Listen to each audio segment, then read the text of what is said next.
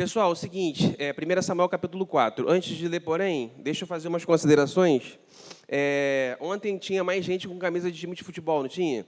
Tinha aí, ó. Estou vendo um flamenguista se arriscou ali hoje. Tem um vascaíno aqui na frente. Sabe que será vascaíno, não? Não, o pessoal não é fluminense na sua casa? Eles são ovelhas negras, né? Aí, e tinha... O Diogo estava com a camisa do Botafogo ontem. Eu acho que ele deve ser o único botafoguense no retiro. Tem alguém que é Botafogo? Não, na moral, tem alguém? Ali, tem 2. 4, né? Então, beleza. Aí, Diogo tem camisa, e Fluminense só tinha um também, deve ter mais uns 2 aí. Cara, olha só, quando você pensa em time de futebol, eu não tenho mais assistido muito futebol, não, mas o que essa paixão por um time de futebol, a gente não sabe bem como é que nasce o primeiro amor por um clube, né? Às vezes, tradição de família, outras vezes, influência de um pai, de um parente próximo, mas quase sempre um sentimento sincero e espontâneo que brota como um amor à primeira vista. É por aí, não é? Aquela bola que explodiu nas redes, aquela vitória que fez uma partida perdida virar uma vitória sensacional, um lance, um detalhe, uma conquista, sempre tem um começo que segue, vai se tornando adolescente, maduro e finalmente eterno. O clube é um pedaço da gente. Entre pessoas pode haver divergências, mas entre o clube e o torcedor há um pacto sentimental que supera embates momentâneos, tormentas, crises. O clube, a gente ama o clube. Quem gosta de futebol ama e vai até o final. Os clubes, ao contrário das limitações biológicas dos homens, quanto mais velhos, mais se revigoram. A gente ama o clube e tal. O que é o clube para você? É a camisa? É a camisa? É o time? É o terreno? É o estádio? O Vasco tem estádio. O Flamengo tem estádio não, né? Mas é o estádio? É o time de futebol? Quem é o jogador do Flamengo hoje? Assim, eu nem sei. É Diego? Quem é que joga lá? Pode falar, se arrisca aí. Então, é Diego. Se Diego amanhã estiver no Vasco, você vai continuar torcendo para Diego? Claro que não. Claro que não, né? Então, assim, não é o jogador. O que simboliza para você melhor o clube de futebol? Assim, ao meu ver, é a camisa que você está vestindo. O clube é uma instituição, uma coisa assim, abstrata. Se chegar lá amanhã, ó, o Vasco está devendo muito, vamos tomar São Januário. O Vasco vai acabar para você porque tomaram São Januário e venderam? Não vai. Então, quando você olha assim para Joca, ele pode chamar de Joca, né? Pode, ele disse que pode. Aí você vê assim, o cara é vascaíno, aquela camisa ali é o símbolo, né, de um amor que ele carrega. E ele ali é Bruno, né? Então, Bruno. O cara é flamenguista, então está com a camisa. Eu tenho um amigo que é mineiro e ele veio morar no Rio para estudar na UF. Léo conhece, Renato Neves. Aí uma vez eu virei para ele e falei assim, cara, você é cruzeirense, né? Ou atleticano. Aí ele, não, eu sou Flamengo, tal. E aí eu fiquei assim, explicando, mas você é mineiro, um absurdo, você tem que torcer para a sua terra, por que você... É porque eu sou vascaíno, não estava achando legal de torcer para o Flamengo. Aí ele me escutou falando, eu falando, e no final ele virou para mim e falou assim, uma vez Flamengo, sempre Flamengo.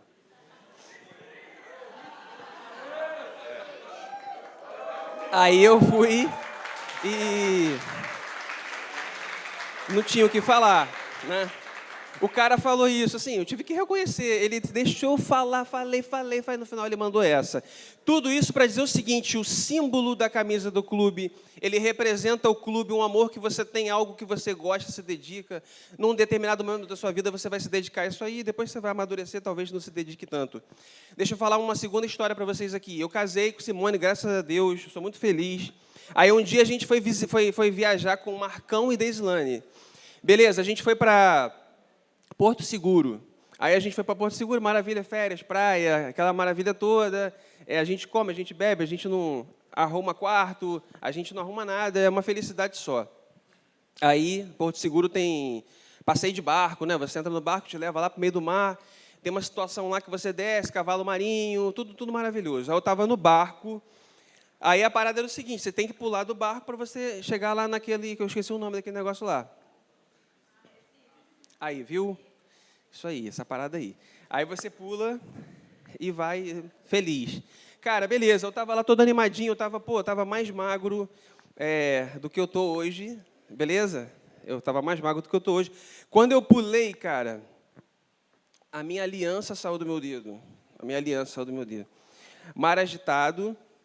Aí eu botando assim no meio da água turva. Aí eu tentando pegar, não consegui de jeito nenhum, meu Deus do céu, eu vou mergulhar para ver se o quê, né? Só para desencargo de consciência. Aí eu fui afundando, descendo, e nada, subi, desci umas 3 vezes, Simone já tinha ido lá para a terra. Cara, eu saí do mar, aí quando eu cheguei, eu fui à direção de Simone, aí eu fui olhando para Simone, aí eu já estava tremendo. Cara, eu chorei copiosamente. Aí eu estava chorando, assim, chorando. Ela, o que foi? Só um anel, deixa isso para lá. Eu estava chorando. Aí, cara, nossa aliança. Minha aliança. Eu fiquei, assim, totalmente chocado. Meu Deus, minha aliança. Não tinha o que dizer. Eu só estava assim, cara, meu Deus, minha aliança. Símbolo daquilo que eu mais amo, minha esposa, cara, do meu casamento. Aí eu pedi a Jesus para que, quando ele voltasse na ressurreição, que ele tirasse essa aliança lá do fundo do mar, botasse no meu dedo. Eu fiz essa oração, cara. Deus, quando você voltar, por favor, traz essa aliança do fundo do mar, bota, eu quero...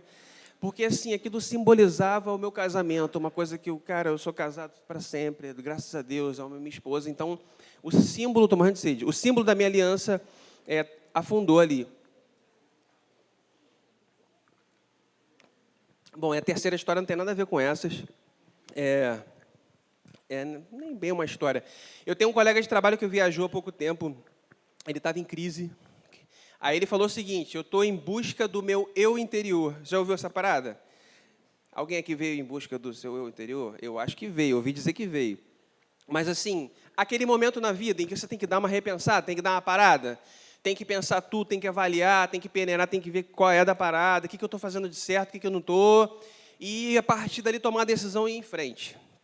Aí esse cara fez isso, foi lá, passeou. Eu não sei se ele mudou alguma coisa na vida dele, não. Acho que não, porque pelo papo dele... Enfim, mas existem momentos na vida que a gente faz isso. A gente quer dar uma parada, quer dar uma pensada na vida. Vamos ao texto aí. 1 Samuel, capítulo 4, versos 1 a 4 aí. Acompanha comigo. Os filisteus tomam a arca. Vou ler, hein? Nessa época, os israelitas saíram à guerra contra os filisteus. Eles acamparam em Ebenezer e os filisteus em Afeque. Os filisteus dispuseram suas forças em linha para enfrentar Israel. E, intensificando-se o combate, Israel foi derrotado pelos filisteus, que mataram cerca de 4.000 homens no campo de batalha. Quando os soldados voltaram ao acampamento, as autoridades perguntaram, olha a pergunta deles, por que o Senhor deixou que os filisteus nos derrotassem? Por que o Senhor deixou que os filisteus nos derrotassem? E acrescentaram, vamos a Siló buscar a arca da aliança do Senhor, para que ele vá conosco e nos salve das mãos dos nossos inimigos. Então mandaram trazer de Siló a arca da aliança do Senhor dos Exércitos, que tem o seu trono entre os querubins. E os 2 filhos de Eli era o sacerdote, Rofini e Finéias, acompanharam a arca da aliança de Deus. Pula para o verso 10. Pulou para o verso 10? Então os filisteus lutaram e Israel foi derrotado, mais uma vez. Cada homem fugiu para sua tenda, o massacre foi muito grande. Israel perdeu 30.000 homens de infantaria. A arca de Deus foi tomada e os 2 filhos de Eli, Rofini e Finéias, morreram. Então, galera, até aqui, depois a gente vai ler um outro pedaço. O que está acontecendo? O povo de Israel, o pastor Henrique ontem pregou, então ele já adiantou a explicação. O povo de Israel, os filisteus. Então eram inimigos, o povo de Israel, o povo de Deus. Então tem esse combate aí, de vez em quando eles tinham essas lutas, essas batalhas. Eram povos que viviam ali próximos, uns aos outros. Então, o que acontece? O povo de Israel, ele sofre uma derrota numa batalha, beleza? E depois ele tem uma ideia e sofre uma derrota maior ainda, e nessa derrota vai morrer o sacerdote, os filhos do sacerdote e tal. Então, por que isso aconteceu? A gente teria que voltar nos capítulos anteriores para entender por que chegou nesse ponto. Então, olha só, Se você voltar no capítulo anterior, esse camarada, nos capítulos anteriores, esse Eli aqui é aquele sacerdote. Lembra da história de Ana, que não podia ter filho? Aí foi lá, estava orando. Aí o sacerdote falou, aparta de você esse vinho. Ah, não, eu sou atribulada de coração, quero ter um filho. Vocês lembram dessa história? Aí, quem que nasceu? Samuel, beleza? Foi dessa oração. Então, Eli era o sacerdote.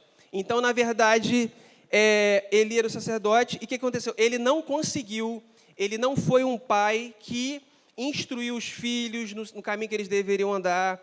Os filhos de Eli cresceram e eles começaram a fazer aquilo que era mal diante de Deus. O texto vai dizer que a maldade daqueles jovens era muito, muito perversa diante de Deus. Então, aqueles jovens estavam fazendo algo que Deus estava vendo lá do céu. Deus estava vendo e aquilo estava incomodando a Deus. De tal maneira que Deus levanta Samuel para ser profeta e dá uma visão para Samuel. E a visão é a seguinte, que os filhos do sacerdote Eli iriam morrer. Beleza? Então, o Samuel fala isso para Eli, tive um sonho. Ele pergunta o que você teve no sonho, ele vai contar essa história, essa visão. A história vai seguir. Então, vai chegar nesse ponto aqui. Beleza? Então, olha só. As perguntas que eles fizeram aqui, eu enfatizei, eu li 2 vezes para vocês. Por que o Senhor deixou que os filisteus nos derrotassem? Então, assim, era uma pergunta que era até natural, eram as autoridades, porque o Deus de Israel era o Deus da guerra. Então, era natural que eles pensassem assim. No entanto, o que eles vão fazer depois, a atitude deles depois, é que completamente equivocado e vai mostrar que eles estavam equivocados. E o desenrolar da história. Evidentemente, se eles estavam bem com Deus, se eles estavam afinados com Deus, se eles estivessem afinados com Deus, bem com Deus, com a vida certa diante de Deus, o que ia acontecer? Eles iriam bem na terra. Essa foi a promessa quando o povo de Israel entrou na terra. E se eles estivessem no vacilo, no erro, afastados de Deus, fazendo aquilo que desagrada a Deus, eles iam cada vez mais sofrendo reveses, perdendo, sendo dominados pelos povos ao redor. Deu para entender o contexto? Senão ia ter que contar muita história. Aí Marquito ia falar assim, poxa, a introdução de Fabrício foi 20 minutos. Aí eu não quero correr esse risco, não. Tá bom? Beleza? Então, vamos em frente aqui, ó. Eles pegaram a Arca da Aliança, aí tem que dar uma explicação também aqui para vocês. Hoje, onde que Deus habita aqui, nesse lugar? Deus é onipresente. Então, Deus está em todo lugar. Mas a gente aprende o seguinte, que quando a gente se converte, quem que vem habitar dentro de nós? O Espírito Santo de Deus, vou derrubar o teclado. O Espírito Santo de Deus. Então, olha só, Deus ele está aqui, está dentro de nós, está na adoração, e Ele costuma se manifestar em reuniões como essa. Se você ler os evangelhos, você vai ver assim, Jesus caminhava, e uma multidão o seguia, e pararam num determinado lugar, e ele falou algumas palavras, e alguma coisa aconteceu, um milagre aconteceu, uma cura aconteceu, um ensinamento aconteceu, liberdade aconteceu. Deus costuma se manifestar em ocasiões como essa. Então, você vai ter o seu encontro com Jesus, a sua devocional, o seu a sós com Deus, todos os dias, mas quando você vem para um lugar como esse, Deus tem prazer em buscar aqueles que o estão buscando em espírito e em verdade. Beleza? Então, esse é o tempo que a gente vive. Agora, naquele tempo era um pouquinho diferente. Antes de Jesus, então, tinha todos uns detalhes que estão prescritos na lei, e que se a gente fosse estudar com calma seria maneiríssimo, mas é para uma outra ocasião. Mas tinha a tal da Arca da Aliança. A Arca da Aliança era um retângulo, mais ou menos assim, um cubo, que dentro tinha as tábuas da lei que Deus deu para Moisés, tinha um pouquinho do maná que caiu do céu quando estava no deserto, tinha o cajado de Arão, que floresceu lá numa determinada situação, mas era o símbolo maior da presença de Deus. Essa arca, inclusive, ela não podia nem ser tocada, beleza? Tinha uma vara que você tinha que carregar essa arca, e essa arca estava ali com Israel. O texto vai dizer que essa arca foi tomada. Então, por isso que eu falei de símbolo, de camisa de time, o símbolo da presença de Deus foi tomado ali de Israel, do povo de Israel, foi levado lá para os filisteus. Então, por que isso aconteceu?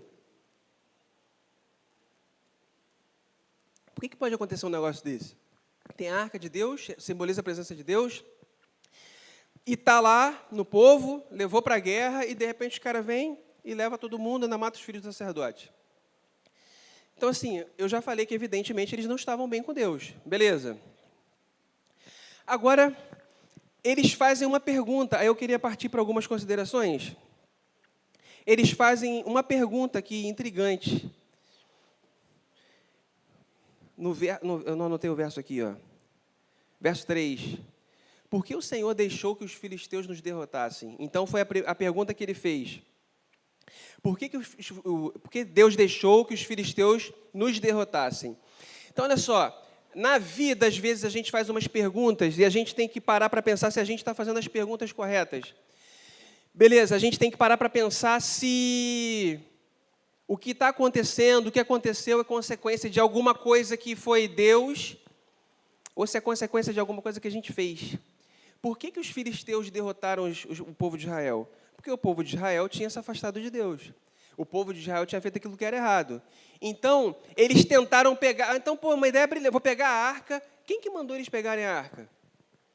Então, assim, eles pegaram a arca como se fosse um amuleto. Colocaram ali um símbolo, como se aquilo ali fosse determinar a vitória deles. Era o símbolo de Deus. Era o símbolo da presença de Deus. Deus era o Senhor da guerra. Aí eles pegam a arca, vai dar tudo certo. Eu não li todos os versículos conforme falei. Disse que quando os caras trouxeram, os israelitas trouxeram a arca lá do templo de Siló, a galera gritou, que o chão tremeu, que os filisteus escutaram lá do acampamento deles e ficaram assim, meu Deus, o que aconteceu? Vai dar ruim. Os deuses desceram até nós, e são os hebreus. E eles foram libertos do Egito, Deus mandou pragas, não vai dar certo isso aí. Aí, o texto vai dizer isso. Então, os caras estavam ainda achando que estavam fazendo a coisa certa. Olha só. Você não determina o que Deus vai fazer na sua vida, uma vitória, uma conquista, em razão de sinais ou símbolos que você possa usar. Você não determina, você não manipula Deus, você não diz o que Deus vai fazer, como que as coisas vão transcorrer na sua vida em razão de sinais ou símbolos que você possa usar. O que seriam sinais ou símbolos hoje? Uma atitude pode ser um sinal ou símbolo?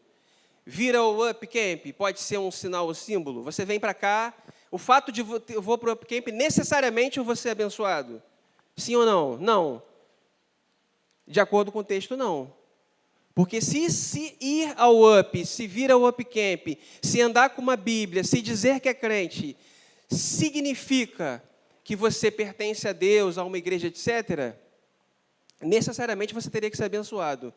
Mas, assim como a Arca da Aliança simbolizava a presença de Deus, é necessário que Deus esteja dentro de você, no seu coração. É necessário que você tenha vida santa. É necessário que verdadeiramente você tenha se arrependido. E quem se arrepende, quem confessa Jesus como Salvador, nunca mais é o mesmo. Nunca mais faz as mesmas coisas. Nunca mais tem as mesmas atitudes. E não consegue fazer aquilo, deixar de fazer, não consegue viver no erro e permanece agora tentando fazer o que é certo, ainda que tropece, mas vai caminhando e vai tentando fazer aquilo que é certo. Entendeu? Ficou claro até aí? Então, olha só. Não adianta, diante de uma situação da vida, você pensar em culpar Deus. Você já culpou Deus? Você já colocou a culpa em Deus? Colocou a culpa em Jesus? Por alguma situação que você está vivendo na sua vida hoje? Você acha que Deus é culpado? Você acha que Deus ele não ouviu você? Você acha que Deus ficou indiferente à sua dor, à sua causa? Você ainda culpa Deus? Ainda tem no seu coração ainda cara, por que Deus fez isso comigo? Por que eu sofri aquela parada? Por que aquilo aconteceu com a minha família? Por que aconteceu aquilo no meu namoro? Por que aconteceu aquilo na minha faculdade? Você ainda culpa Deus? Vamos em frente aqui? Uma segunda atitude aqui, que afasta a gente de Deus. Então, eu vou falar 3 atitudes que afastam a gente de Deus, beleza? A primeira é você considerar que Deus é culpado de alguma coisa que está na sua vida. Segundo lugar, agir sem consultar a Deus. O texto diz que eles foram, lançaram a pergunta, não consultaram a Deus, era o certo, e pegaram a arca e levaram para a frente de batalha. E foram derrotados. Você já agiu na sua vida sem consultar a Deus, sem orar? Sim ou não? Muitas vezes. Quando que você consulta Deus? Quando você está na véspera da prova do Enem? Aí você vai, Deus, amanhã tem o Enem, estudei o ano inteiro e me abençoa. Aí você lembrou de Jesus na véspera da prova do Enem? Quando alguém está doente, assim, gravemente doente, e aí você coloca diante de Jesus? E nas pequenas coisas de todos os dias, você tem consultado a Jesus, você tem orado, tem falado com Deus, tem colocado diante de Deus. Vocês oraram por esse acampamento aqui? Vocês fizeram um jejum que vocês foram convidados a fazer? Jesus diz assim, cara, vocês vão me encontrar quando vocês me buscarem de todo o coração. Você tem que buscar de todo o coração, você tem que colocar sua vida de todo o coração diante de Deus. Porque você tem que ter Jesus como aquilo que Ele pode ser para você, como aquilo que Ele é para você, seu amigo. Todo mundo aqui tem um amigo? Eu acho difícil que alguém aqui não tenha um amigo com quem conte, com quem converse, com quem conte todas as coisas. Mas por mais que seu amigo seja muito legal, seja muito bacana, seja muito maneiro, esse seu amigo ele não pode resolver o seu problema, ele pode orar com você, ele pode rir com você, pode chorar com você, mas você tem Jesus Cristo, o verdadeiro amigo, que tem todo o poder, que te ama, que te salvou, que te chamou para um lugar como esse aqui, para você estar aqui nesses dias, para você estar pensando nessas questões. Você tem que buscar orientação em Deus. Quando você não busca orientação em Deus, você necessariamente vai fazer aquilo que é errado. Pô, por que não deu certo? Porque você nem orou. Namorei, deu ruim. Não orou. Entendeu? Eu fui numa determinada situação, numa determinada festa, colocou diante de Deus para saber se aquilo ali era legal de você ir. A gente tenta sempre dar uns exemplos assim, bem práticos e assim, muito pertinentes à realidade de vocês. No meu caso, eu teria que falar outras coisas, eu tenho que pensar outras coisas. Eu vou me mudar, vou comprar uma casa, vou ter um filho, vou casar. Tudo isso tem que colocar diante de Deus o tempo todo, toda a sua vida. Um ministério na igreja, você já orou? Você está servindo no ministério, você orou para Deus confirmar se realmente era da vontade dEle. Eu já fui convidado para alguns ministérios na igreja, cara, que eu orei e senti que não era vontade de Deus. Não fui. Às vezes a gente bota a cara para fazer as coisas e as coisas não dão certo. De repente, você deveria ter orado mais. Vamos aqui para a terceira atitude que afasta a gente de Deus. Ignorar a disciplina de Deus. Beleza, ignorar a disciplina de Deus. O que esses jovens faziam já estava desagradando a Deus. A galera já estava comentando. O pai deles sabia, mas não fazia nada que fizesse a conduta deles mudar. Então, eles viviam, a parada é até engraçada, tinha uns sacrifícios lá que o povo tinha que levar, aí os caras levavam carne tinha uma gordura, a gordura tinha que queimar, eu não vou explicar isso agora, mas tem todo um significado, um sentido. Aí o texto vai dizer o seguinte, que os camaradas chegaram, me dá essa carne que está aí, aí, não, deixa pelo menos queimar a gordura primeiro, não, me dá tudo. Então, os caras faziam isso, só que aquilo ali era prescrito por Deus e tinha um significado, um valor, uma importância. Então, eles estavam, tipo assim, desprezando a oferta que o pessoal estava levando para oferecer a Deus. Era terrível o que eles estavam fazendo, eles não estavam nem aí, achando que não ia dar nada, vivendo como se nada fosse acontecer. Mais ou menos vocês virem aqui a igreja nos tempos de hoje, trazer as ofertas, trazer dízimo, você dar alguma contribuição e a gente pegar esse dinheiro e fazer qualquer parada para mim, entendeu? É algo assim, terrível nesse sentido. É algo como vocês virem para cá e, de repente, a gente usar vocês em nosso benefício. Entendeu? Imagina que a gente, eu e Clóvis, a gente tem uma ideia aqui, bota todo mundo para trabalhar, a gente está ganhando dinheiro em cima de vocês. Era algo terrível que eles estavam fazendo. Então, olha só, eles ignoraram a disciplina de Deus. Uma hora, cara, o texto vai dizer assim, não se enganem, de Deus não se zomba. Aquilo que o homem semear, ele vai colher. Não tem jeito. Então, tudo que você está fazendo, um dia, filhão, tu vai prestar contas a Jesus. É isso que diz o texto também. Você vai ter que, diante de Deus, dar suas devidas explicações. Tudo que você fizer, um dia, você vai ter um acerto de contas. Jesus diz assim, numa determinada passagem, em Lucas 17, se não me engano, se eu não estiver errado. Era assim nos dias de Noé, era assim nos dias de Noé. O que aconteceu no tempo de Noé? Veio o dilúvio, por quê? Porque a terra todo mundo estava muito doido, os homens estavam fazendo aquilo que desagradava a Deus, então era assim nos dias de Noé. A população vivia, o povo vivia, comprava, se dava em casamento, fazia negócio, até que um dia o juízo de Deus chegou. Era assim também nos dias de Ló. Ló é a história de Sodoma e Gomorra, beleza? Que Deus destruiu. Os homens estavam lá, comiam, bebiam, se davam em casamento, faziam negócios, até que um dia o juízo de Deus veio.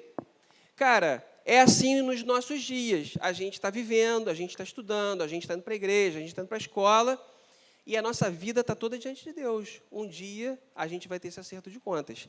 Então a gente não pode ignorar o fato de que existe um Deus que é amor e também justiça e também santidade. Então, esse dia vai chegar em que sua vida vai ser colocada diante de Deus. Beleza? Esse é o terceiro ponto aqui. Agora eu vou pedir uma gentileza a vocês, abrir o texto de novo.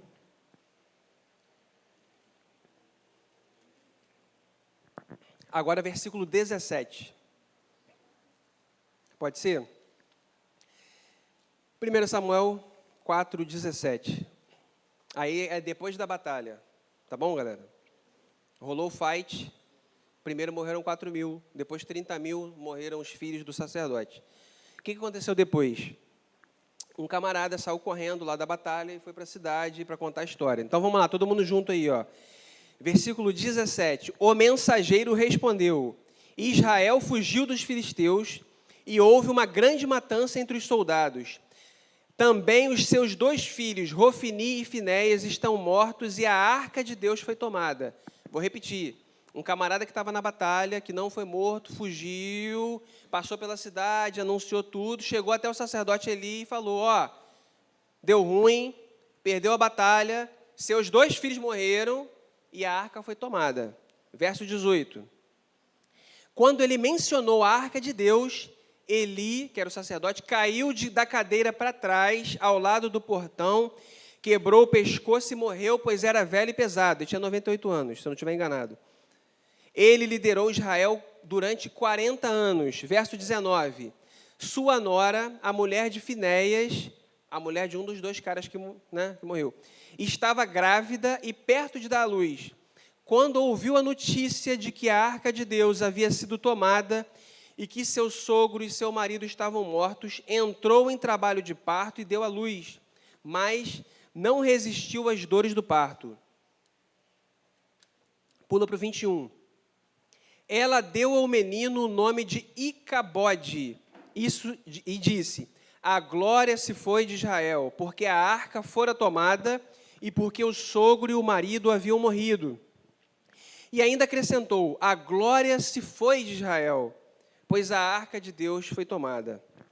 Então, olha só, depois daquela tragédia ter acontecido, depois daquela desgraça ter acontecido, de muitos jovens, muitos homens de Israel terem morrido, depois da consequência dos pecados dos filhos do sacerdote ter recaído sobre eles, eles morreram. Depois disso tudo, vem essa situação aqui. Então, o sacerdote Eli, velho, final da vida, morre, os teus 2 filhos morrem, a sua nora morre. Cara, morreu todo mundo. Todo mundo morreu porque o salário do pecado é a morte. Quando você insiste em viver no erro, quando você insiste em viver no desacerto, quando você insiste em fazer aquilo que desagrada a Deus, uma hora esse troço não vai dar ruim. Uma hora essa parada vai desandar. Então, é uma situação terrível, dramática. Deus já tinha avisado, já tinha profetizado por meio de Samuel que isso ia acontecer, e aconteceu. Os caras já tinham ouvido essa história, eles sabiam, já tinha essa profecia contra eles. Continuaram fazendo as mesmas coisas. Como a gente, às vezes, na vida, ouve a palavra de Deus e a gente continua fazendo as mesmas coisas. A gente escuta a palavra de Deus toda semana e, às vezes, a gente continua fazendo as mesmas coisas. Eu não estou dizendo aqui que ninguém vai morrer, entendeu? Não é isso, não. Mas você vai morrendo em ilusão aos poucos. Você vai morrendo todo dia, você vai morrendo, porque todo dia você morre de tristeza de alguma coisa que não está dando certo na sua vida. Você vai morrendo porque você não entende a vontade de Deus no seu coração, então você não aceita quem você é, você não aceita a família que você tem, você não aceita a igreja que você tem, você não aceita o tipo de vida que você tem. Nada satisfaz, porque você não está no centro da vontade de Deus, porque você insiste em fazer aquilo que é errado, você busca prazer naquilo que não pode satisfazer você. Deus tem tempo para tudo, filho. Para tudo na sua vida tem um tempo. Para todas as coisas tem um tempo.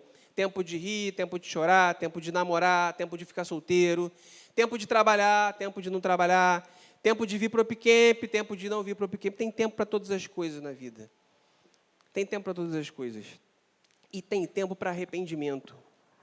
Tem tempo para confissão de pecado. Tem tempo de comunhão junto. Tem tempo de adoração juntos. Então, é muito legal a gente estar aqui, estar adorando, estar cantando, estar louvando. É muito legal a gente estar se divertindo. É muito legal a gente estar chorando também. É muito legal a gente estar colocando o nosso coração diante de Deus, rasgar o nosso coração diante de Deus, colocar nosso rosto no pó, ajoelhar, pedir, Senhor, perdão, não quero viver essa situação. Existe esse tempo também na minha vida e na sua vida. Duas consequências da vida de pecado. E com isso eu já estou caminhando para o final. A primeira delas eu já falei, salário do pecado é a morte. Um dia a derrota vai chegar. Um dia seu pai vai descobrir. Um dia a namorada vai engravidar. Um dia você vai ter overdose. Um dia vão descobrir o que você... Um dia você vai largar o computador aberto. Um dia sua mentira vai ser desfeita na frente de todo mundo. Um dia aquilo que você falou para o teu amigo que não era verdade, vão descobrir que não era verdade assim. Um dia teu cinismo vai cair, tua mentira vai cair, se for esse o caso. Beleza? Um dia, o teu erro, ele aparece.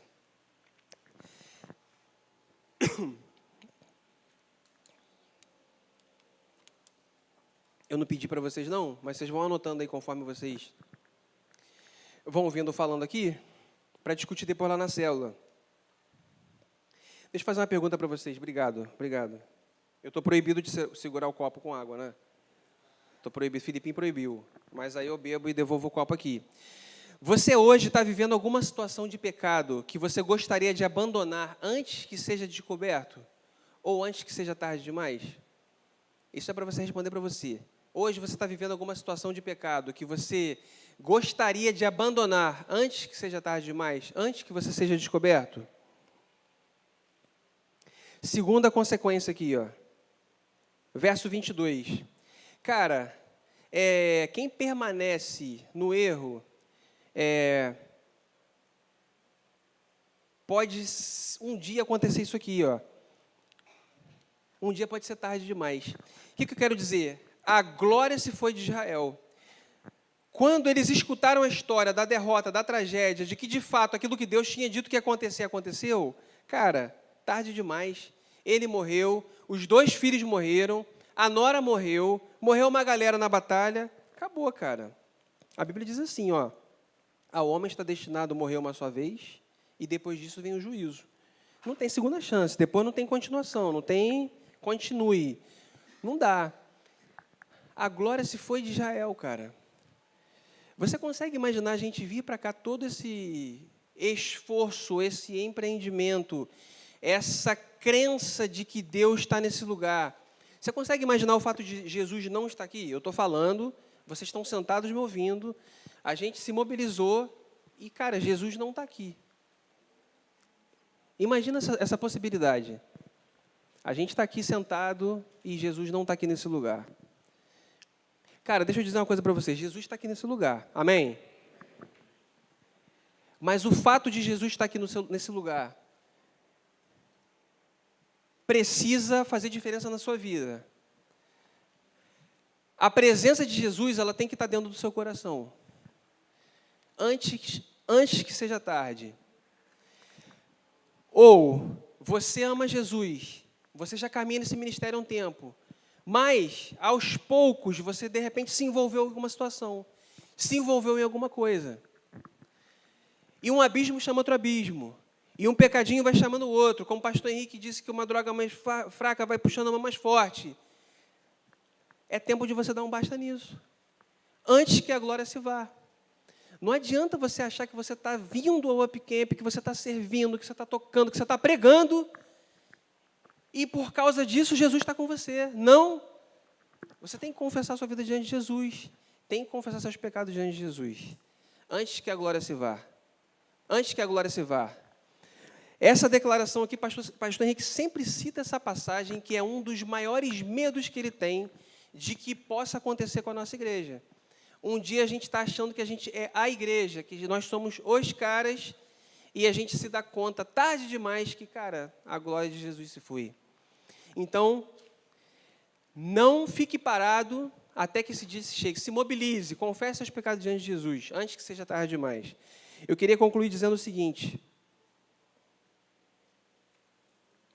a casa de Eli, o sacerdote Eli, os filhos de Eli, a casa caiu, seus filhos pecaram, Deus trouxe punição sobre a vida deles, a glória de Israel se foi.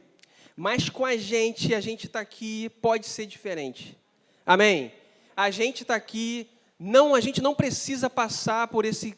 A gente não precisa ter a presença de Deus distante de nós. Pelo contrário, a gente pode clamar, a gente pode orar e pedir para que a presença dele esteja aqui sobre nós. Amém? Eu penso assim, que num retiro é um lugar, cara, que a gente vem... Cara, a maioria de nós. Tem gente que não está aqui, não estava a fim de estar aqui, não, eu sei disso. O pai obrigou, a mãe obrigou, o amigo obrigou, enfim. Mas a maioria de nós, cara, a gente vem para cá. Mas você veio porque Jesus quis que você viesse, tá bom? Mesmo você vindo assim, não estava a fim... Não importa. Deus é que é soberano, tem controle sobre todas as coisas. Você pode até estar achando que sua mãe te obrigou, mas você veio porque Deus... Foi da vontade de Deus que você estivesse aqui. Amém. Então, olha só. Quando a gente vem para um lugar como esse, cara, eu não sei vocês, mas eu venho com a disposição de acertar as paradas diante de Deus, cara. Eu tenho um monte de coisa para acertar diante de Jesus. Eu tenho um monte de coisa para acertar diante de Deus. Então, a gente não pode perder esses momentos, a gente não pode perder. A gente tem que refletir, a gente tem que estar na parada de coração, a gente tem que estar atento ao que Deus está falando. E se Deus falou seu coração, cara, você tem que compartilhar isso. Fala isso na célula, fala com o teu discipulador. Procura Clóvis, procura Jonatas, procura a gente, conversa, abre o coração, vamos orar junto, vamos falar junto. A glória se foi da casa de Eli, mas em nome de Jesus a glória não vai sair daqui. Ela vai estar sobre nós, ela vai vir sobre nós. Deus tem falado, a gente está sendo abençoado. A Bíblia diz, se a gente tem pecado contra Deus, a gente tem um advogado que é Jesus. Se a gente confessar, Ele é fiel e justo para nos perdoar. Então, eu apresentei no primeiro momento um Deus que pune com rigor aquilo que é errado. Mas eu quero dizer que Deus é graça também. Todo mundo que se arrepende, que confessa, cara, Deus vem. Ele tem prazer em perdoar. Ele tem prazer em perdoar. Então, Ele teve o trabalho, o esforço, a dor de mandar o Filho para a cruz para que você pudesse hoje pedir perdão para Ele. Onde o Espírito Santo de Deus está, tem liberdade. Onde o Espírito Santo de Deus está, há liberdade.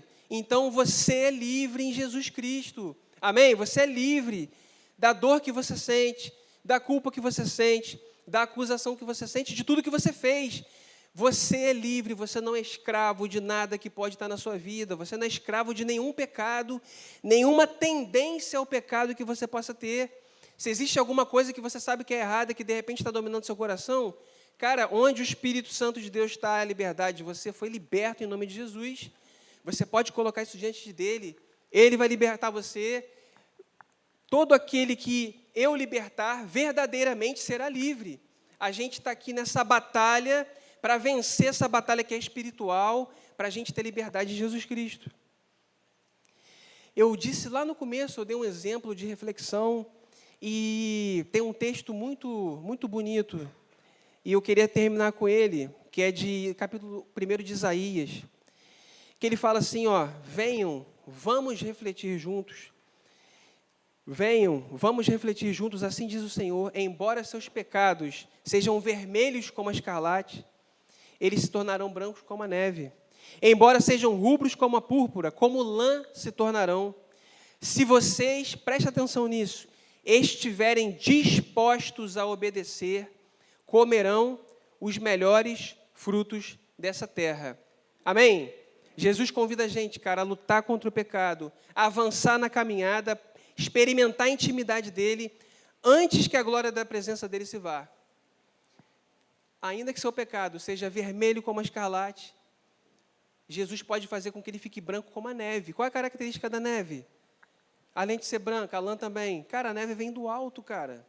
É graça sobre a sua vida. É graça de Jesus sobre a sua vida. A neve vem do alto. E ainda que seus pecados sejam vermelhos como a púrpura, eles vão se tornar brancos como a lã. A lã é algo que sai o quê? de dentro para fora.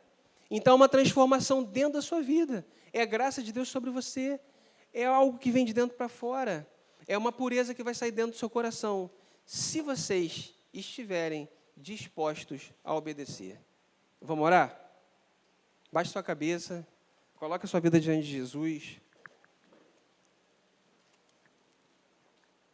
Pai querido, a gente está nessa manhã diante da Tua palavra, Deus. É muito bom estar aqui, Jesus, muito obrigado. Sonda nossos corações, Deus. Tem gente aqui que tem coisa para confessar a você, Senhor. Que Teu Espírito Santo incomode. Tem gente aqui que tem dor, ferida, que precisa ser tratada diante de Ti, Jesus. Cura cada vida aqui nesse lugar, Pai, em nome de Jesus. Enxuga cada lágrima derramada aqui nesse lugar. Senhor, fala a cada coração nessa manhã. Deus, que ninguém aqui fique indiferente à Tua voz, Senhor. Que ninguém aqui deixe passar a oportunidade, Senhor, de vencer essa batalha contra o pecado, Senhor. Pai, que a gente saia daqui renovado, restaurado, Jesus, abençoado por Ti. Que a gente saia daqui, Senhor, cheio do Teu Espírito Santo, Senhor. Por favor, derrama Teu Espírito Santo na vida de cada um aqui, Senhor, com intensidade, Pai. Derrama Teus dons nesse lugar, Senhor, nessas vidas, Pai. Que a gente possa Te servir da maneira que Te agrada, Senhor. A gente está cansado, Deus, de fazer aquilo que não é agradável a Você, Senhor. A gente está cansado de fazer aquilo que não é agradável a Você, Jesus. A gente quer seguir a Tua voz, Jesus. A gente quer obedecer a Tua palavra. A gente quer fazer aquilo que é certo diante de Ti. Nós cremos em Você, Senhor, e a gente depende de Você. Sozinho a gente não consegue. Nós queremos refletir juntos contigo, Jesus. Muda nosso coração, Pai. Muda nossa mente, Senhor. Muda a gente por dentro, Jesus, e a gente vai mudar por fora, Senhor. A gente vai mudar nossas atitudes. Faz essa obra, por favor, Senhor. Faz assim. Trata cada coração aqui, desde o mais novinho, Jesus, até o mais velho nesse lugar. Todo mundo aqui está errado diante de Você. Todo mundo tem que se acertar diante de Ti, Senhor. Faz assim, para a glória do Teu nome, Jesus. Para que a Tua glória permaneça nesse lugar. Nós clamamos que a Tua glória permaneça nesse lugar, Senhor. Fala ainda de muitas maneiras, ainda nesse retiro, Senhor. Fala hoje à noite. Fala amanhã, Jesus. Fala nesse lugar. Que Teu Espírito Santo convença a gente do Deus maravilhoso que Você é, do amigo verdadeiro que Você é e de como Você tem prazer nos receber, Senhor, em nos abraçar, Jesus, porque Você nos ama, dá essa convicção para a gente. Muito obrigado pelo Teu amor em nossas vidas. Muito obrigado, Senhor. Em nome de Jesus. Amém.